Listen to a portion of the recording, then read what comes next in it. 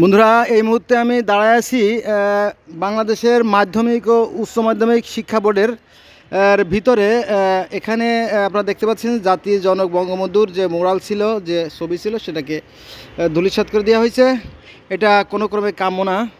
এখানে আমার একটা কথা হচ্ছে কি, যে একজন মানুষ তো আর একটা দেশ স্বাধীনও করতে পারে না, বা একটা রাজনৈতিক দলও গঠন করতে পারে না, সমন্বয়ের মাধ্যমে এটা করতে হয়। তাই এখানে সবার দল মত থাকাটা অত্যন্ত জরুরি। হ্যাঁ, যদি তাই থাকতো, এখানে মনে করেন যে এক জায়গা মেজর ওসমানের ছবি, আরেক জায়গায় মওলানা ভাসানীর ছবি, তারপরে আপনার চার নেতার যে ছবি, এরকম যদি থাকতো তাহলে আমার মনে হয় এরমটি হওয়াটা সহজ ছিল না।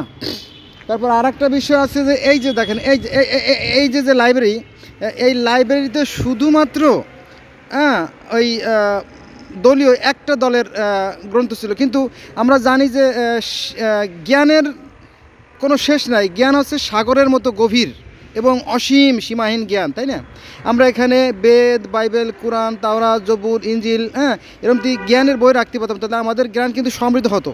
এগুলো কোথায় আছে জানেন? পৃথিবীর সবচেয়ে বড় লাইব্রেরি আছে আপনার লাইব্রেরি অফ কংগ্রেস, অর্থাৎ ইংল্যান্ডে। পৃথিবীর সবচেয়ে বড় লাইব্রেরি আছে আমেরিকাতে। পৃথিবীর সবচেয়ে বড় লাইব্রেরি আছে রাশিয়াতে। আর আমরা কি করছি দেখেন, আমরা এই যে আত্মকেন্দ্রিক হয়ে গেছি, সীমাবদ্ধতা হয়ে গেছি। এখন এই সমস্যার কারণে আমাদের কিন্তু সমস্যা বাড়ছে। আজকে মনে করেন যে একটা দল এটা ভেঙে দিল, তারপরে আর একটা দল আসলো। আমি নির্দিষ্ট কোনো দলকে বলতেছি না, এটা তো যেহেতু সম্মিলিত ব্যাপার, এটা আমাদের জাতির ব্যাপার। এটা ছোটো হোক বড় হোক, এটা বাঙালি জাতির ব্যাপার।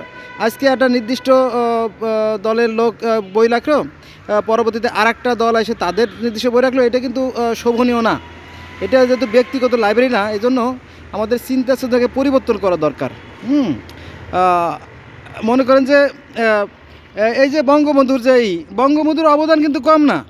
উনি একজন নেতা, আবার জিয়াউর রহমানও ছিল 11 নম্বর সেক্টর কমান্ডার, সেও একজন নেতা। এভাবে মানে কারো অবদানই কিন্তু কম না, কিন্তু সবাই সম্মিলিতভাবে কিন্তু তারা ঝাঁপাই পড়ছিল স্বাধীনতার জন্য, তাই না?